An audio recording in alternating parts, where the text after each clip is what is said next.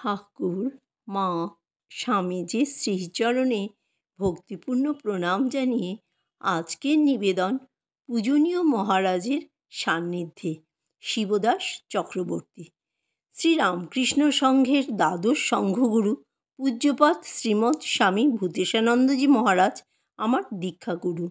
1981 সালের ফেব্রুয়ারি মাসের প্রথম দিনে যোগোদ্যান মঠে তাকে প্রথম দর্শন করি এবং মার্চ মাসের 10 তারিখে তার কৃপালাভ করি।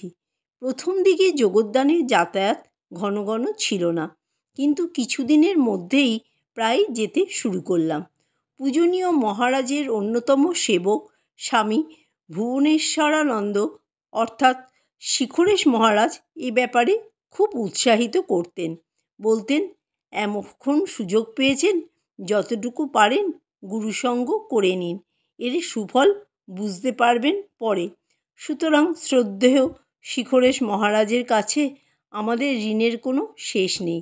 আমাদের পরিবারের অনেকে একই দিনে দীক্ষালাভ করেছিলেন বলে গুরুসঙ্গ করার ব্যাপারে পারিবারিক উৎসাহও কম ছিল না। আমার ভাবুক মনে দক্ষিণেশ্বরের বর্ণনার সাদৃশ্য মনে পড়ত। দক্ষিণেশ্বরের মন্দির, ঠাকুর, ভক্তবৃন্দ, অট্টালিকা, কর্মচারীবৃন্দ, দৌবারিক, রাস্তাঘাট সব কিছুই যেন এক জিনিসে তৈয়ারি। মোমের বাগানে সবই মোমের, যোগোদ্যান মঠও যেন তাই। দিনে দিনে আকর্ষণ তীব্র হতে লাগলো। প্রায় যোগোদ্যানে যাচ্ছি দেখে স্বামী ওঙ্কারানন্দজির কৃপাপ্রাপ্ত এক বর্ষিয়ান ভক্ত শ্রদ্ধেয় করবাবু ঠাট্টা করে একদিন বলেছিলেন, এত ঘন ঘন যাতায়াত কি নেশা ধরল নাকি? সত্যি নেশাই তো, না এসে থাকতে পারি না। 2-4 দিন না আসলেই হাঁপ ধরে যায়। কর্মস্থলে ব্যস্ততা তো ছিলই, তার মধ্যে যখনই একটু সুযোগ পেতাম তখনই তার সদ্ব্যবহার করে মহারাজের কাছে চলে যেতাম। ঠাকুরের ভাবধারার সঙ্গে পরিচিতদের জিজ্ঞাসার উত্তরে রহস্য করে বলতাম, একটু নেশা করে আসি। তারাও কথাটির মর্ম গ্রহণ করে আনন্দ করতেন। তবে একটা কথা, আমি মহারাজের কাছে এসেছি এবং কর্মক্ষেত্রে কোনো প্রয়োজনীয় মুহূর্তে আমার অবাঞ্ছিত অনুপস্থিতি অনুভূত হয়েছে এমন ঘটনা এ দীর্ঘকালে কখনো ঘটেনি। বরঞ্চ অফিসের কোনো কাজে বাইরে গেলে কখনো কখনো আমার অনুপস্থিতি অনুভূত হয়েছে, এমন ঘটনা যে ঘটেনি তা নয়। মহারাজ যতক্ষণ বসতেন ততক্ষণ চুপচাপ বসে থাকতাম। বহুদিনই আবার ফিরে অফিসে গিয়ে আমার করণীয় কাজ শেষ করে রাত প্রায় 10টা নাগাদ বাড়ি ফিরেছি। চোখের সামনে ঘটা অজস্র ঘটনাপুঞ্জ, বর্ণে গন্ধে রূপে যেন এক বিরাট পুষ্প সম্ভার। কার স্বীকৃতি দেব, কাকেই বা উপেক্ষা করব? প্রতি শনিবার ও রবিবার যোগোদ্যানে পাঠ হতো, গীতা, উপনিষদ ও কথামৃত। রবিবার বিকালে কথামৃত পাঠে যোগ দেবার সুবিধা হতো। সে এক অনাস্বাদিত পূর্ব অভিজ্ঞতা। সুখের বিষয়, তার কথামৃত ক্লাসের টেপ 6 খণ্ডে বই হয়ে বেরিয়েছে, যা রামকৃষ্ণ বিবেকানন্দ সাহিত্যে মূল্যবান সংযোজন।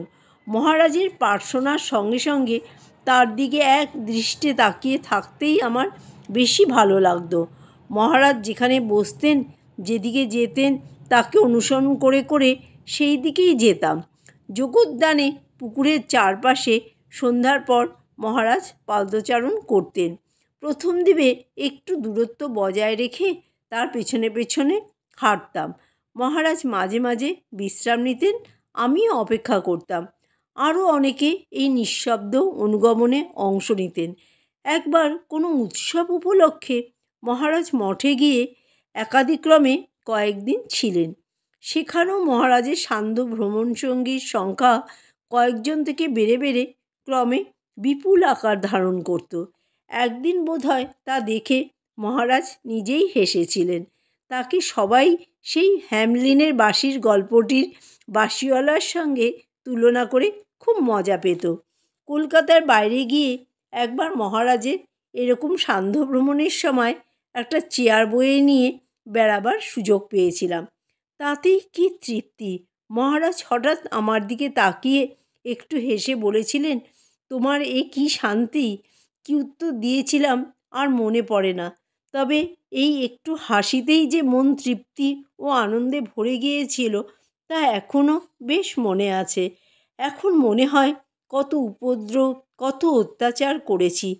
এ প্রসঙ্গে একদিনের ঘটনা খুব মর্মস্পর্শী, না বলে পারছি না।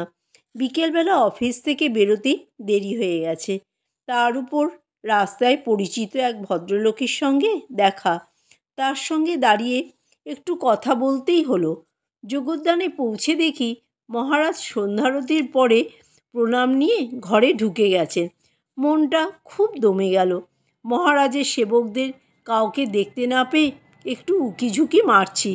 ঘর থেকে মহারাজই জিজ্ঞাসা করলেন, কে? আমি উত্তর দিতেই ডাকলেন, এসো। ঢুকে দেখলাম মহারাজ শুয়ে বিশ্রাম নিচ্ছেন। শোয়া অবস্থায় প্রমাণ করব কি না ইতস্তত করছি।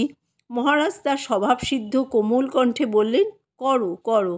মহারাজের অনুমতি পেয়ে প্রণাম করে খুশি মনে বেরিয়ে আসার মুখেই একজন সেবকের সঙ্গে দেখা।